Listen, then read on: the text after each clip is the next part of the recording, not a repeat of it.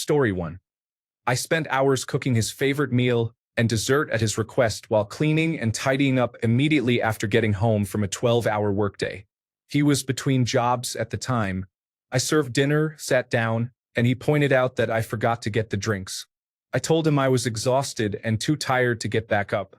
He said no problem, got up, poured his own drink, and sat back down. I asked where my drink was, and he replied in a sarcastic tone, "I'm too tired to get back up," then proceeded to enjoy his meal. In that moment, I realized I deserved much better. Story 2. She disregarded our mortgage, car payment, and credit card payments while lying about it all. Then she attempted to take her own life to manipulate me into staying. Story 3. My mom's ex-husband wrapped their car around a tree while driving home drunk. He crawled to the front step and passed out.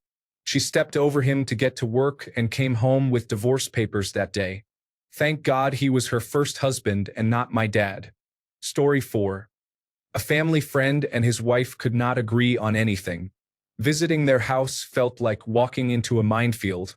Everything from what one was wearing to what was for dinner, or even simple decisions like whether to turn the oven on, turned into a prolonged argument.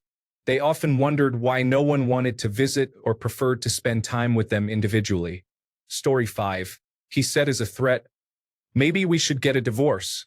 I replied, "I agree. Let's do it." It was one of his common phrases during our disagreements, and I eventually became tired of it. If we had not had 4 young children, I would have acted on it the first time. Story 6. Cocaine at 6 a.m. off the back of the toilet before work after he assured me he flushed it all away and would never use it again. Story 7. Abusing me while intoxicated on a weekly basis. Breaking up with me repeatedly while under the influence, and then having to fix everything the next day. I told her that every time she did this, she pushed me away a little bit more. One day, she would try to break up with me as usual and I would just say okay. But I would only say it once, so I asked her to please stop doing this. Then one day, I finally said okay. Story 8. My ex mentioned a few things. 1. That I have no identity. I have no idea what she meant by that, as she is a therapist and had recently graduated. She demanded that I be more emotionally open but consistently denied that my expressions were genuine emotions. Maybe she wanted me to reference her textbooks. She stated that she did not marry me for love but believed I would be a kind husband and a good father. She decided that wasn't enough, so she was done. While she acknowledged that I was a good husband and a great father, she just didn't like me. Overall, I think she saw someone she could use for her own purposes. When she no longer needed me for things like rent and groceries, she discarded me and made that clear. Story 9. Marriage guidance counseling. They discussed our relationship and asked what I liked about her, and I realized it was nothing. We had no common interests and didn't want the same things. I walked out of counseling and moved out that evening. Story 10. Child neglect. Coming home to a starving child crying for food while the mother is preoccupied with her phone. The diaper is unchanged, and the child has bruises from falling or getting hurt due to a lack of supervision. Yes, depression is an issue, but how much medication and therapy should one wait for a mother to actually want to take care of her child? Story 11. Not me personally, but my parents. My dad was an over-the-road truck driver, and over time, my parents grew apart. They had a big fight, and my dad threatened to commit suicide if my mom left him. He had done the same before, and it worked. Not this time. Mom left the house for her mother's home next door. We kids had already retreated to our grandmother's house to escape the fighting. Mom came in and called the police. We spent the next 3 hours watching the local sheriff surround our house and seeing deputies load shotguns, preparing to get my dad out. He had locked himself in the house and was sitting in front of a big picture window in his bedroom holding his rifle. Negotiators were finally able to talk him out. He spent the weekend in the mental ward while Mom packed her bags and left the country. Their marriage ended that weekend, less than a week before my 15th birthday. 30 years later, and they still can't talk civilly with each other. Story 12.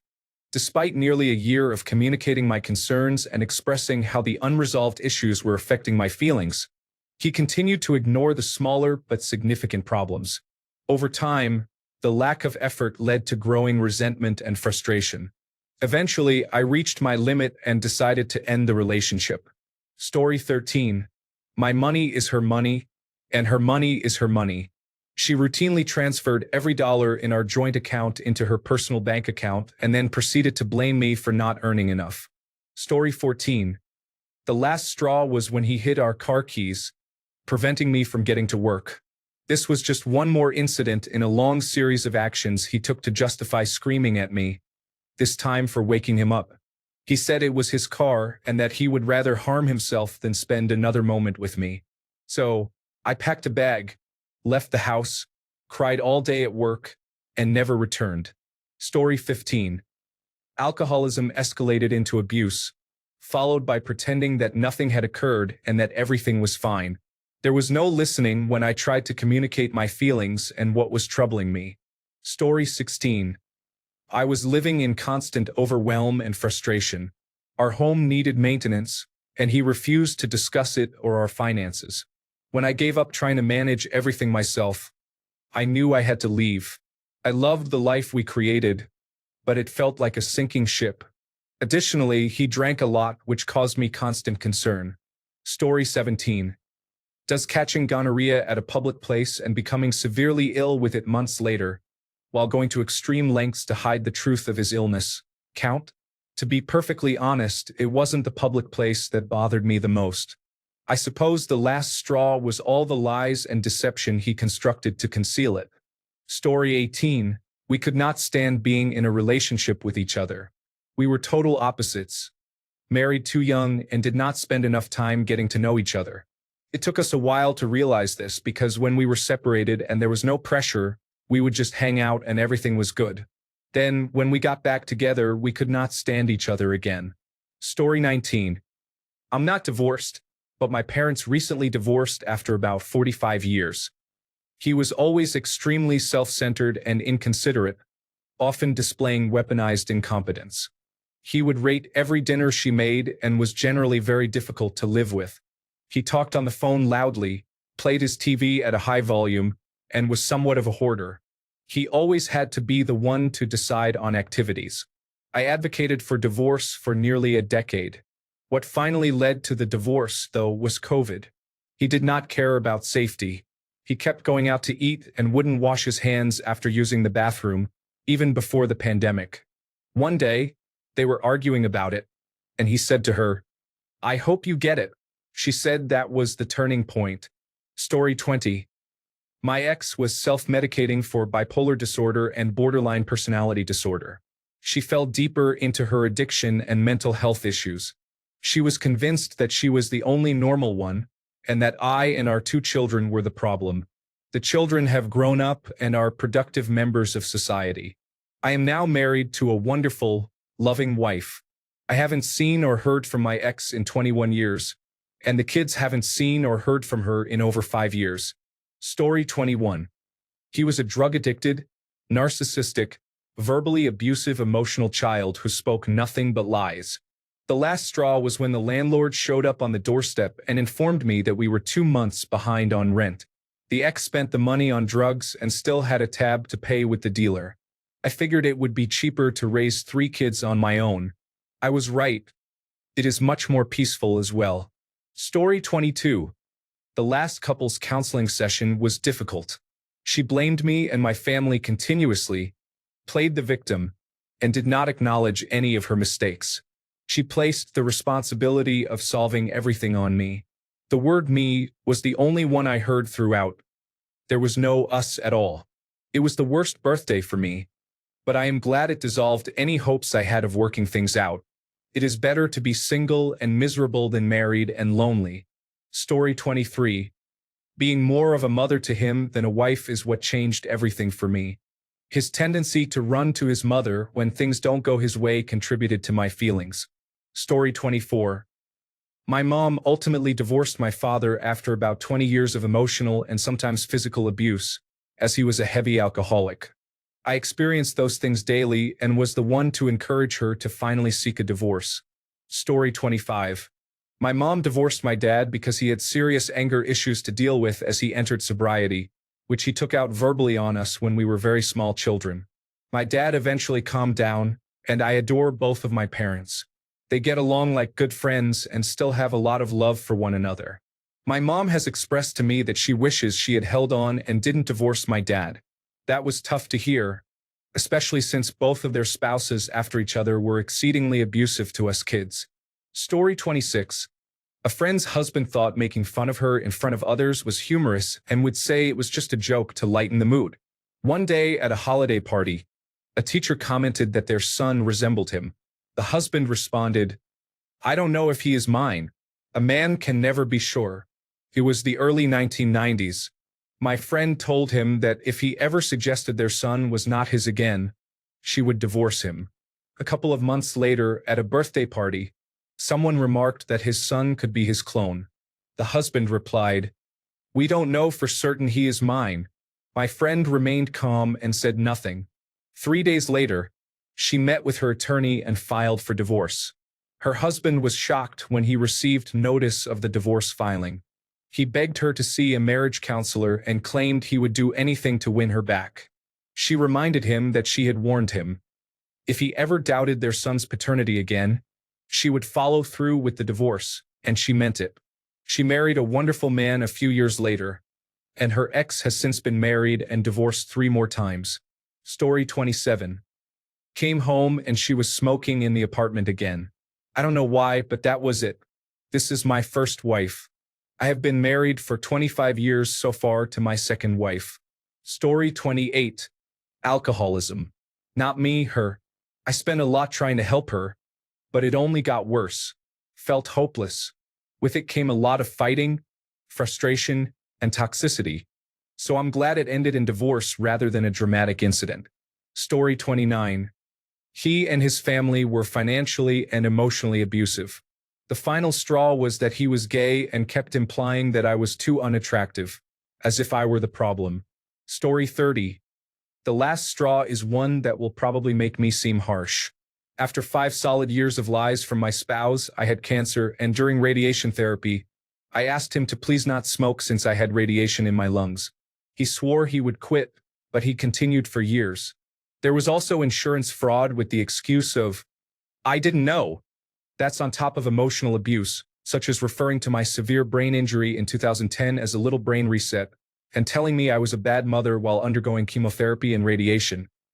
Well, you can only be lied to and used so much before you stop caring and leave. The last straw came after another lie, actually, 2 in the same day.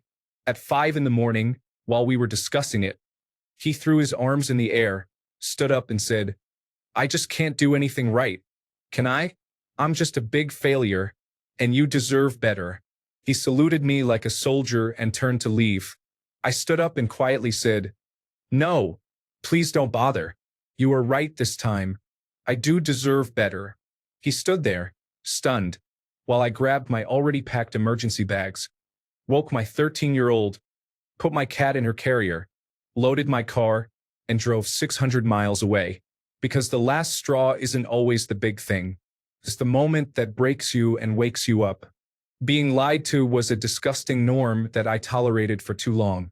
Hearing from the liar himself that he was the victim and then telling me I suddenly deserved better, the insincerity of it made me go cold, and so I proved him right. Now I'm doing better because I did deserve better. My child did as well. The last straw probably saved us. Story 31. X was always dismissive of me and my feelings. We had been married for 10 years.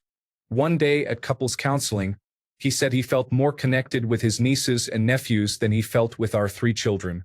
He felt that way despite having met his nieces and nephews only a few times. I heard an audible click. I started sobbing because I understood in that moment that I was done. He moved to another state. He hasn't seen our children or his nieces and nephews in 3 years. Story 32. I am going through a divorce at the moment. Generally, it has been difficult. She could not cope with certain events in her life and fell into a deep sadness.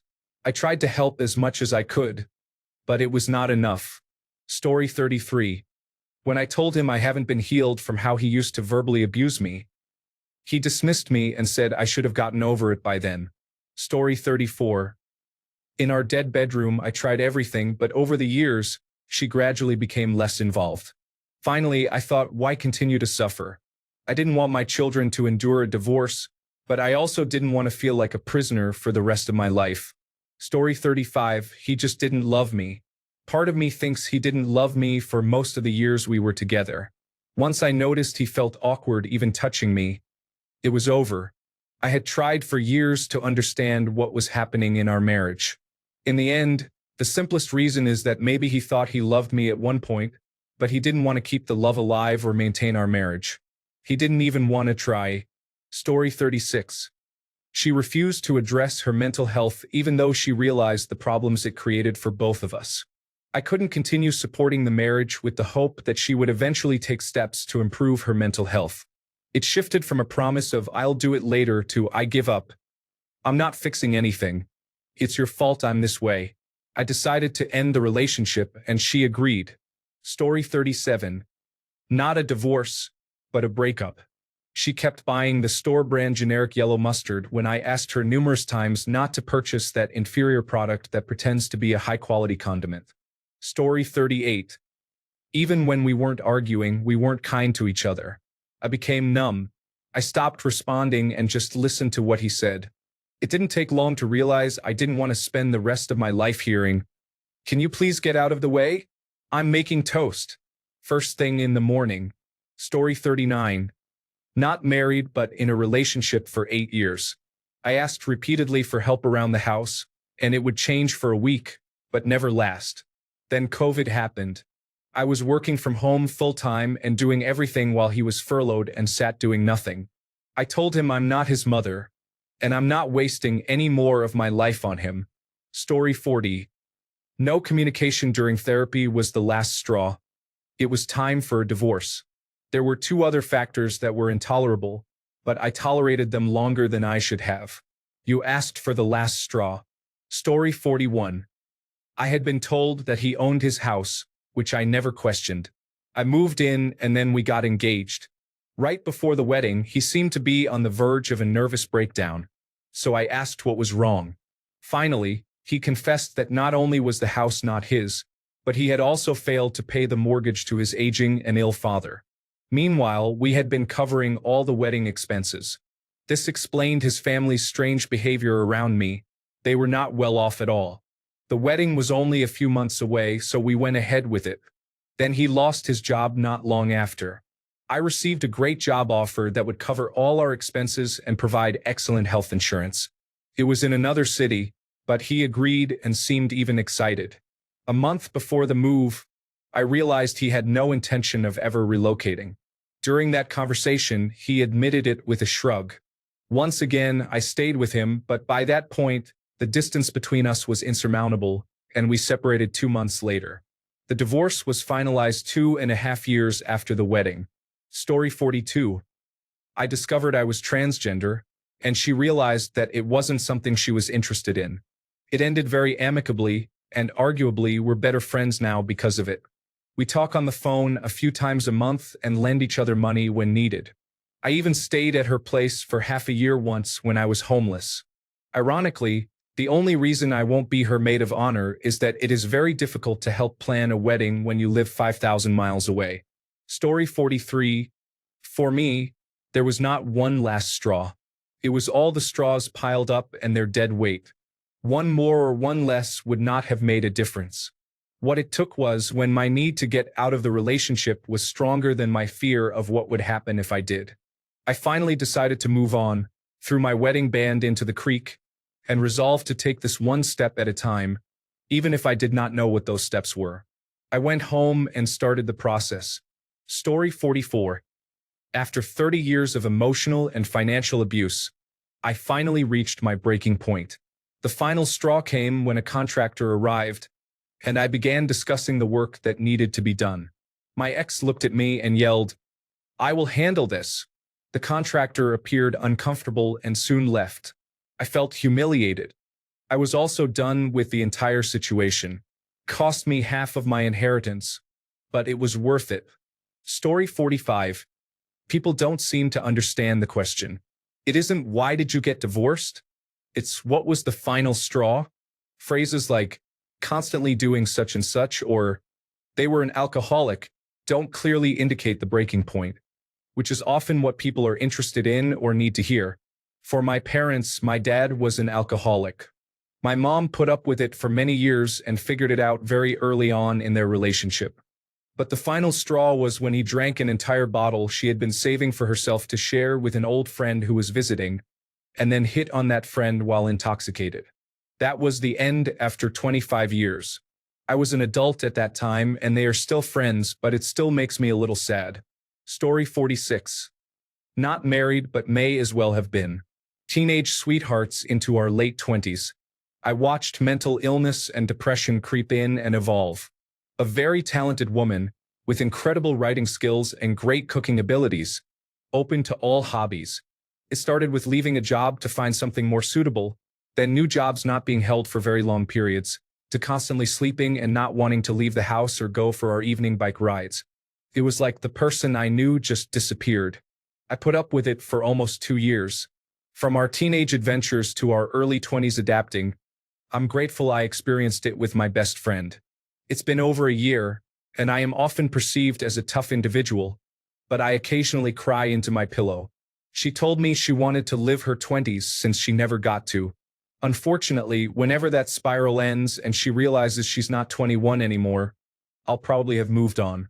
I'm at the age now where if I don't start a family in the next 1 to 3 years, I will be an older parent by the time my kids are in high school. Story 47. She wouldn't get a job due to a lack of motivation. We hadn't dated long enough, and I knew I could leave then, but not later. Story 48. He was enthusiastic about holidays and small celebrations but neglected my birthday, spending it with his brother playing basketball. He bought me a present on the way home. I made a lemon cake from scratch while he was away and didn't inform him.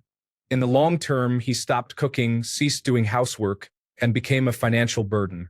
He started asking when we were going to have children. I realized I couldn't talk to him like a good friend because he was judgmental and we had significant differences. Our marriage had been relatively happy, but he suggested I had been unfaithful all over his social media as soon as he realized I wasn't taking him back. Story 49. We are not divorced yet, but we have been separated for some time. Things weren't great for a while, but what ended my remaining love was the fact he was making cryptic posts on Instagram counting the days since we last had sex.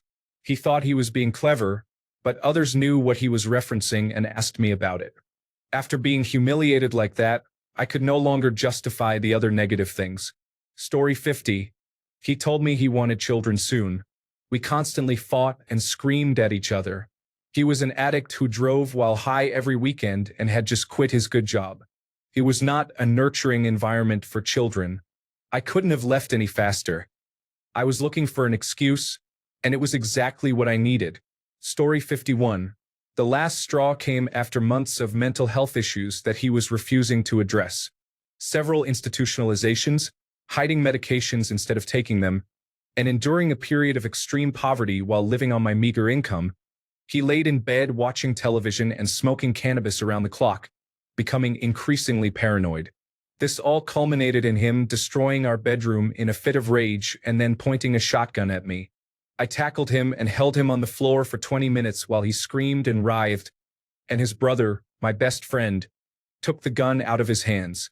When the police removed him, I realized I couldn't continue to try anymore. All the love in the world could not hold us together. He was sick and did not want to heal. I was damaging my own mental health in an effort to help him.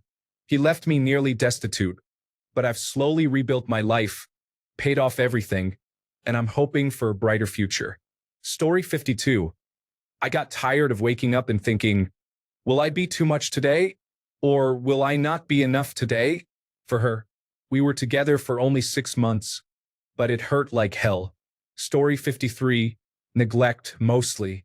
We were together for 15 years, with 10 of the later years spent with him working second shift. His poor sleeping and gaming patterns meant we didn't see each other or have quality time. After my friends and I told him to switch to first shift or he would lose me, he scoffed and said no. I did all the housework, yard work, and everything in between. His excuse was always that something on his body hurt. I felt horribly lonely. The second time I told him I wanted a divorce, he received a call to first shift. After threatening divorce in February of the same year, he put his name on the list. He thought he was the perfect husband, convinced he was doing everything I wanted, but in the end, he ended up suffocating me and pushing me further away. When I spent time with friends, whether through online gaming or in real life, I was accused of cheating. I preferred to do things with my friends rather than have him sit there depressed, watching YouTube on his phone or computer, not engaging or interacting at all. The final straw came on my birthday when we got into an argument going to dinner. When we got home, we joined a call with one of my friends, and he got in trouble for not playing the new expansion of the game by one of his guildmates. We tried for another year, but I was already filled with resentment and anger. I finally had enough, left, and have been happier than I've ever been. Story 54. Feeling more like roommates than partners when the emotional connection fades and it starts to feel empty. Story 55. He gave me an eternity ring. I took my wedding and engagement rings off that day and never wore them again. Some context. It was his 40th birthday, and he wanted a big party with family and friends, hiring a venue, food, and drinks. I agreed on the condition that for my birthday 3 years later, we would go on an overseas holiday that had been promised to me for years. When the time came for my birthday, I picked where I wanted to go. He said no, asking why we couldn't just go to a closer place. I didn't want to go there after originally being told I could pick anywhere I wanted. Eventually, we went to another city. We watched half of a sports game and had dinner at a terrible restaurant with his mother. We stayed in a hotel with our 7-year-old in the same room, so lights were out by 7:30 p.m. for the child to sleep. He wouldn't even pay for a hotel room with a separate bedroom. I had to share a bed with my son while he slept alone. Every activity for the weekend was what someone else wanted to do. I was just the tag-along. It was a complete afterthought for my birthday yet again. Within the year, we separated. Story 56. I found a job I loved and started making friends. I realized that when I wanted to see a friend, but didn't want to see or talk to my husband who was working out of town at the time, something was wrong. I wasn't happy, so I left. Later, I realized he is a narcissist, and I broke free from that situation. Story 57. Not me, but my parents. My dad was always an abusive alcoholic. It runs in the family, but the main reason for the divorce was that he was a closeted gay man and had been cheating on my mom for years with multiple men. They only got married because she was pregnant with me, and he wasn't out. That was the 1970s in rural Kentucky. She was pregnant at 18, so they got married. Flash forward many years later, my dad and his partner have been together for 35 years, and we have a decent relationship now. It's not great, but it's good. My mom still hates him, so not just cheating if we are sticking to the rules of this topic. Story 58. He took pictures of me asleep half naked without my consent, and I found them while looking at pictures of his cat and scrolling too far. I tried to make it work, but I could never trust him the same way. Story 59. I wanted help for my mental health issues. Instead of offering support, he was concerned about how it would affect him. I sought help and realized that my needs were consistently disregarded. After that, I understood it was over, but it still took some time for me to acknowledge it. Story 60. People say your wedding is the happiest day of your life, and for me, that's probably the case. But I once saw a colleague in her 40s just after her divorce was finalized, and she was beaming. She didn't hate her husband and didn't think he was a bad man. He just made no effort with anything.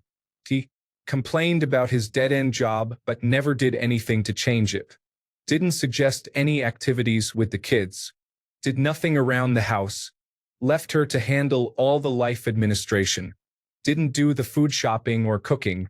Only did housework if repeatedly asked, and then only half-heartedly. Forgot all birthdays. Handled none of the school communications.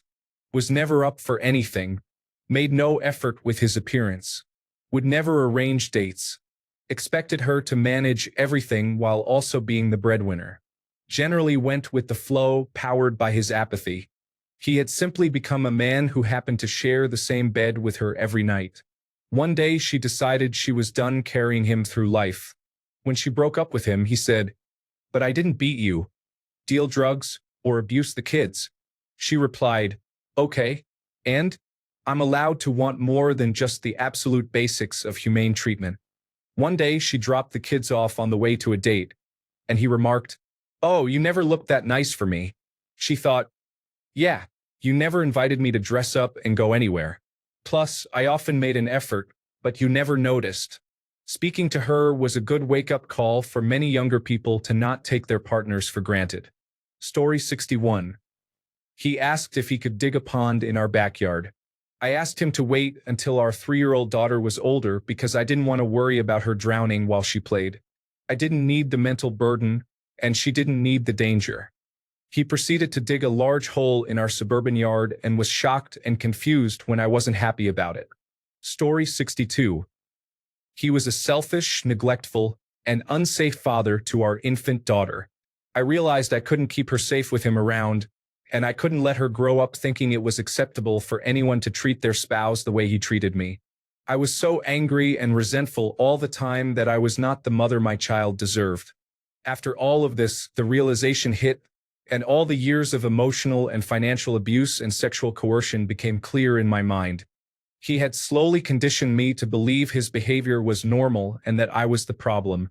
I am grateful that I recognized it in time and escaped before my daughter was old enough to understand any different. Story 63. I know someone who said that issues like a lack of communication, gradually growing apart, or one person not being emotionally available can cause problems in a relationship. Story 64. My ex-girlfriend and her friend Rose motivated another friend, Anna, to cheat with a married man she met at a wedding. The ex and her 2 friends were all bridesmaids, and the man they encouraged Anna to cheat with was the bride's brother. He had a wife and 2 small children. On the wedding day, my ex and Rose even went so far as to check if the wife and kids were asleep in the guest house so that Anna could sneak off with the husband for some intimate time. After the wedding, it continued. Anna would send him inappropriate pictures and texts on his work phone, and they would meet occasionally when he pretended to be on work trips. Rose and my ex actively participated in this, holding girls' nights where they would read the texts and encourage her to continue. They even accompanied her to adult shops and lingerie stores to buy items. Needless to say, among many other reasons for the breakup, this behavior was significant. While it wasn't a divorce, we had been together for 6.5 years. Story 65. My ex-wife was a verbally and emotionally abusive mess. I never knew what version of her I was coming home to and dreaded opening the door in the evening after work. Everything was my fault. If anything went wrong for her, I got punished and screamed at, even if I had nothing to do with whatever had happened. When we went on holiday, I had to book 3 extra days because the first few days were always ruined by her screaming, shouting, and sulking for 24 hours a day until she eventually returned to her mood swings and intermittent berating of me. I endured this for over 15 years because I didn't want my kids to cope with it alone. Her mother had a similar temperament, with a sense of entitlement and an alcohol problem, though the latter was always denied. The last straw was when her mother was visiting and my son came home from his sports club. My mother-in-law wanted a hug, but he said, "Not right now, Nan. I'm a stinky mess." And he went off to take a shower. This clearly weighed on her mind because later that evening, when I returned home, she had been drinking and started berating me for not being in the house, for always getting up early to go to the gym, even though I always returned before everyone woke up 3 times per week, and for being a bad parent by allowing my son to refuse her a hug. This escalated, without me saying a word, into accusations that I hadn't taught the kids anything and that they were too much like me, making me a terrible role model. My wife sat there nodding her head and did not speak up for me. At that point, I thought, what am I doing? The kids would be happier if they had a safe place to visit whenever they needed to get away, and I don't have to put up with this. I was done. I checked out and moved out a month later. I never looked back. Life is now peaceful. Story 66. Start of physical abuse. He never laid his hands on me until that day. He grabbed my neck and tried to suffocate me, saying he ruined my life and felt guilty for marrying me with so much potential. Until then, he had been breaking things in the house and would hurt himself, but that day he tried to suffocate me, and I knew then and there he would one day kill me. I walked out that night 15 years ago. I am now married to a loving man who doesn't even raise his voice against anyone or hurt a fly. Thank goodness I walked away that night. I remember him begging and crying, asking me not to leave. Story 67. My wife didn't want me to go help my mom, who called me crying because she was having a hard time with my dad, who had brain cancer. She worried that if I went, I would be back the next day, and she would have to take the kids to kindergarten, which is just a 3-minute drive from our house. That was the last straw for me. She didn't want to do anything with me and the kids. It had been years of me solo parenting and helping my mom with my dad. I had taken on the role of my mom's caretaker, doing everything alone, fixing the family summer house since my dad got sick, as well as managing my own family's house. I never joined in on activities at kindergarten or school, like Easter breakfast. I never took the kids to football or ballet. It just became too much for me. Seeing the kids always disappointed, asking, "Mom's not coming?" Story 68. My ex-husband had a drug addiction he was hiding, and despite his promises to attend Narcotics Anonymous and see a therapist to get it under control, he continued to use. Ultimately, I found him passed out on the floor of the house and was unable to wake him one day. When he finally woke up, I wheeled the suitcase over and asked him to move out. He then moved in with his dealer. Later, he saw a psychic who advised him to be happy, and he interpreted that as a reason to use more drugs. I am now divorced and happily remarried to someone who does not use drugs or alcohol. Story 69. He was an alcoholic. He spent my money on alcohol even though finances were tight. He didn't want to spend time with me when he could be drinking instead. I asked him to choose between me and the alcohol, and he chose the alcohol. I filed for divorce a week later. Story 70. Abuse. When we argued, she would almost immediately become physical. That was never our interest, and I told her early on that I was a victim of child abuse and childhood sexual abuse. The first time, I thought it wouldn't happen again. The second time, we went to counseling. The third time, I left. I was never in any real physical danger. She wasn't a fighter, but there were scratches and hair pulling. Story 71. She had what I can only describe as borderline personality disorder, though undiagnosed. The fights were constant. Nothing I did was good enough, and it started turning me into a worse person. That was my final straw when I realized how being together was turning me into a lesser version of myself. Story 72. On Father's Day, I forgot to sign his card and left it in the car. I sneaked out to retrieve it. He ruined the gift I had bought for him, then pointed at me and said I was evil in front of our young son. Later that day, I prepared a steak dinner for him, and he sat in angry silence. Nothing I do can make him happy. I'm done. Story 73. My mom was abused by my dad for years. Every time she tried to leave, he would guilt her into coming back through the church. The pastor always backed him up. The church knew he was hitting her and my 2 oldest brothers, but kept telling her it was a sickness and that she promised to be there in sickness and in health.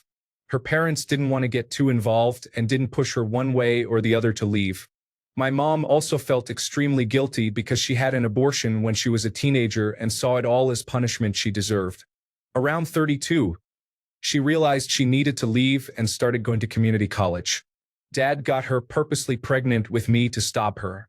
It halted her from pursuing a 4-year degree but not a 2-year one.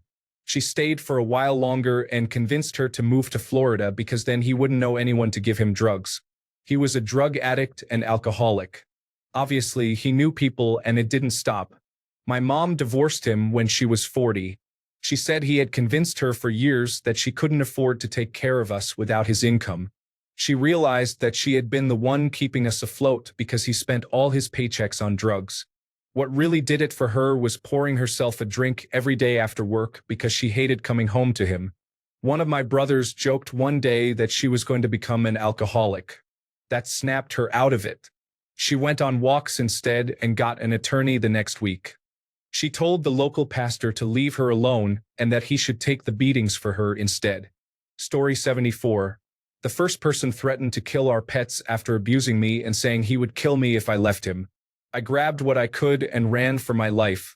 The second person couldn't handle some work we had on the house after my stepdad passed away.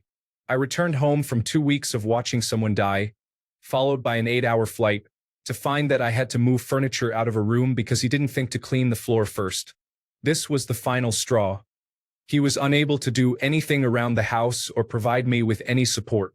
Story 75. Too many times I was blackout drunk and mixed with pills. I felt like I was dying inside due to my inability to help her. I could not go on. Story 76.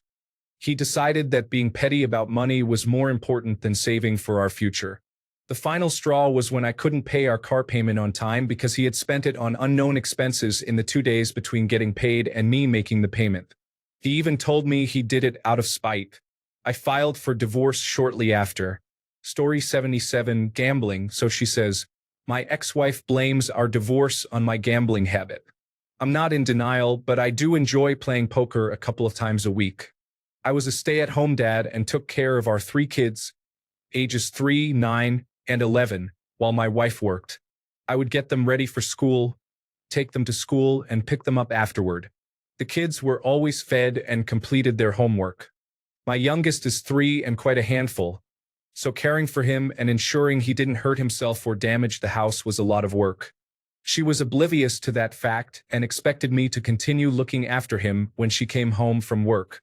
I told her she needed to help out instead of just watching television when she got home. I wasn't offloading all the responsibilities onto her because I was still managing things for our other 2 kids. Her constant complaining and nagging about me not doing enough led to many arguments. I decided I didn't want to argue anymore, so when she got home from work, I would go play poker. I guess that upset her more and reinforced her belief that I was a gambling addict. We've been divorced for almost a year now, and we try to keep it civil for the kids. I'm happier without her and have returned to playing poker 2 nights a week. I play for the enjoyment of the game and I'm never eager to play. Story 78. She sat me down on Mother's Day and told me, I don't know why I'm with you. You know I don't love you, but I can't figure out if I'm with you because I care about you or if it's because you care and pay for everything for me. I never realized you could fall out of love with someone so quickly. Story 79. Narcissistic personality traits mixed with threats made me feel as if her father's family would hunt me down. So I left and I am still alive. Her father ended up murdered, and she married someone who was abusive and nearly beat her to death. Story 80. I was recently married despite a lack of intimacy for 4 years. I mentioned that a new hotel had opened in the city and that it might be nice to go there for our anniversary the following year. I suggested it would be romantic to do something special together. He asked me mockingly, what is your definition of nice? Why would I spend $300 to $400 for a night when I could do something nice at home, like drink red wine and listen to jazz? What would we even do at a hotel? Holding back tears, I said, what do you think happens when a couple goes to a hotel? What do you think I'm trying to ask for? Also, why does your idea of doing something nice not involve me? I'm just trying to do something together with you. He looked at me as if I were an idiot, and in that moment, I knew I had to separate. It was only a month after we married, but I was separated by the following month. I should add that I highly doubt he cheated, was not gay, and may just be an asexual person. Story 81. He was generally abusive and a deadbeat dad, but I stayed. Until I left the country with our son to visit my family for 3 weeks. I didn't realize how nice it was not to walk on eggshells every day, to have help with my son, and to see friends. I didn't miss him once the whole time I was gone. When I got back after about 16 hours of flights, delays, and layovers with a 10-month-old who had just learned to stand up and the wheels breaking off my suitcase, he didn't feel like coming to meet me for the train home. He was angry at me when I finally got back, ignored his son for his PlayStation, and went off on me when I asked him to spend some time with him. Things escalated, and I decided to go outside to calm down and think. He locked me out of the house and away from my son and refused to let me back in. So I called the police. In short, I got my son, gathered my still-packed bags, and left the same night. Story 82. Refusal to stop drinking, seeking help, and abandoning our family for days at a time, along with possible infidelity. Story 83. He wanted to live life like a single man with no responsibilities. We never had money for soccer, dance, or any children's activities, nor to save for a family trip. Yet he had $200 every weekend for golf and drinks with his friends. He purchased brand new cars every 2 years and refused to consider buying a house until a friend of his, who is a real estate agent, convinced him to do so. Story 84. Years of emotional and financial abuse, along with his overall laziness and lack of involvement as a partner and parent, took their toll on me. The last straw came when I returned from a week-long work trip. We were hosting a graduation party for his brother at our former home, where I had been living. Although separated for about 3 months, I originally declined the idea of hosting. However, it made sense for our son to stay there with him since it was larger and closer to the school. He wanted to show off the house to his family, who were unaware of our separation, believing it would demonstrate his financial success. I disliked the facade and preferred honesty with his family, especially since I would be returning the night before and wouldn't have time to prepare. I also knew he wouldn't take care of the tasks I outlined: cleaning the guest bathroom, tidying up after himself that week, and power washing the back patio, a task he had promised for 2 years. He assured me he would take care of everything, and I reluctantly agreed.